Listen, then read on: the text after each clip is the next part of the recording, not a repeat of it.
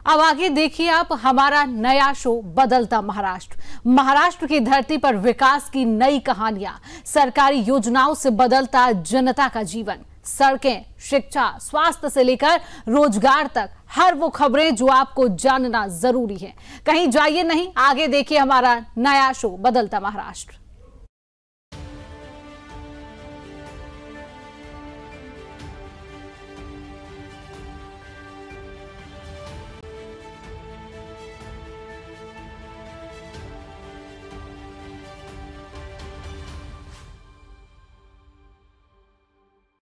नमस्कार, मैं शिवांगी जैन स्वागत करती हूं आप सभी का सुदर्शन न्यूज के इस विशेष कार्यक्रम बदलता महाराष्ट्र में।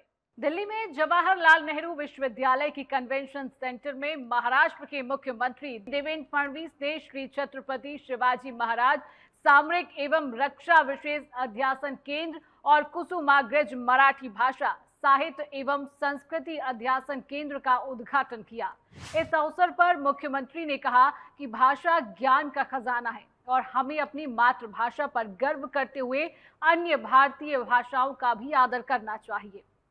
इस कार्यक्रम में महाराष्ट्र के उच्च व तकनीकी शिक्षा मंत्री डॉक्टर उदय सामंत, जेएनयू की कुलपति प्रोफेसर शांति श्री पंडित, कई सांसद, शिक्षाविद और मराठी समाज के प्रतिनिधि उपस्थित थे। इस अवसर पर बोलते हुए मुख्यमंत्री ने कहा कि भाषा केवल संवाद का माध्यम नहीं बल्कि एक समृद्ध संस्कृति और विचार परंपरा का वाहक होती है। उन्होंने कहा कि हमें अपनी मातृभाषा मराठी पर गर्व करना चाहिए, लेकिन अन्य भाषाओं का भी सम्मान करना जरूरी है। और साथ ही उन्होंने कहा कि शिवराय की दूरदर्शिता ने मराठों को संपूर्ण भारत में विजय प्राप्त करने हेतु प्रेरित किया है और उनकी युद्ध नीति आज भी विश्व स्तर पर सम्मान पाती है। छत्रपति शिवाजी महाराज जिन्होंने इस देश में स्वराज्य की शुरुआत की, उनके नाम से ऐसा अध्यासन केंद्र शुरू होना ये अपने आप में बहुत बड़ी बात है। और सबसे बड़ी बात यह है कि भारत में जो हमारी सामुद्रिक शक्ति है उसको पहचानने वाले छत्रपति शिवाजी महाराज थे। उन्होंने हमारे समुद्र पर किले बनाए और एक प्रकार से ऐसी तटबंदी खड़ी की कि दुश्मन अंदर न आ पाए।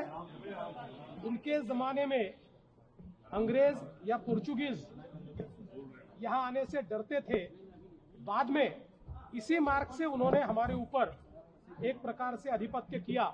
तो एक दृष्टा के रूप में जो सामरिक चिंतन छत्रपति शिवाजी महाराज करते थे, उसी का अध्ययन यहाँ पर होगा, ये बहुत खुशी की बात है। महाराष्ट्र के मुख्यमंत्री देवेंद्र फडणवीस ने विश्वास जताया कि गढ़चिरौली जल्द ही राज्य का नंबर 1 जिला बनेगा। उन्होंने कहा कि यह नक्सल प्रभावित इलाका अब स्टील हब ऑफ इंडिया बनने की ओर तेजी से बढ़ रहा है।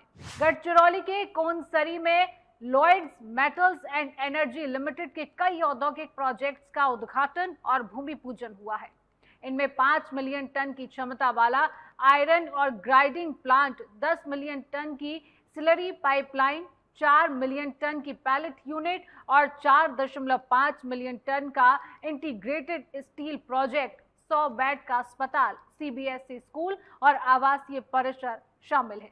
आज गढ़चिरौली में सस्टेनेबल माइनिंग को हमने प्रमोट किया है, ग्रीन माइनिंग को प्रमोट किया है और मुझे बहुत खुशी है कि लॉयड कंपनी ने इन्हीं तत्वों पर चलकर आज गढ़चिरौली में ये सारा जो यहाँ पर एक प्रकार से इंडस्ट्री खड़ी की है, इसके कारण गढ़चिरौली के 14,000 हमारे युवाओं को और युवतियों को यहाँ काम मिला है।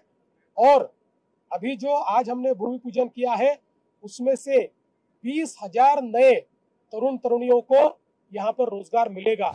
महाराष्ट्र के उप मुख्यमंत्री एकनाथ शिंदे को संत नामदेव महाराज के वंशजों और मंदिर संस्थान की ओर से संत भक्त शिरोमणि नामदेव महाराज पुरस्कार से सम्मानित किया गया। शिंदे ने संत नामदेव को चलता फिरता विश्वविद्यालय बताते हुए कहा कि उन्होंने भागवत धर्म और वारी परंपरा को पूरे भारत में फैलाया। उन्होंने कहा कि सरकार वारी से जुड़े श्रद्धालुओं को बेहतर सुविधाएं देने के लिए प्रतिबद्ध है, जिसमें स्वास्थ्य जांच, शुद्ध जल, आवास और स्वच्छता की व्यवस्था शामिल है।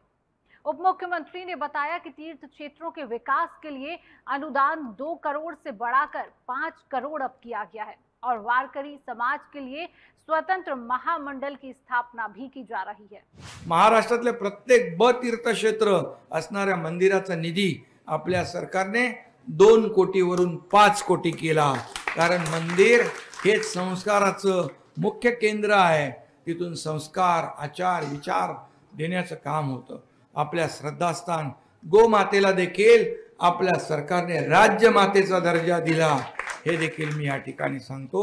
महाराष्ट्र हे आपलं पहिलं राज्य आहे। तो आज के लिए बस इतना ही। महाराष्ट्र की अन्य बड़ी खबरों के साथ आपसे मिलेंगे बदलता महाराष्ट्र की अगली कड़ी में। जय महाराष्ट्र, जय हिंद।